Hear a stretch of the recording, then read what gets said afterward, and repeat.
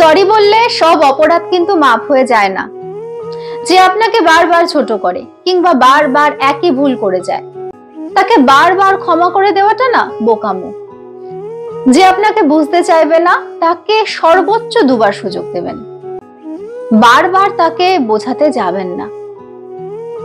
কথায় আছে, ঘুমন্ত মানুষকে জাগিয়ে তোলা যায়, কিন্তু জেগেও ঘুমের ভান করা মানুষকে না জাগানো যায় না। আপনার ব্যক্তিগত জীবন অন্য কেউ কন্ট্রোল করবে, সে সুযোগ কখনো কাউকে দেবেন না।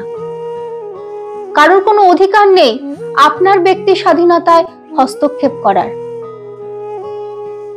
আপনার মনের ভাব আপনি কিভাবে প্রকাশ করবেন, সেটা কার চয়েস?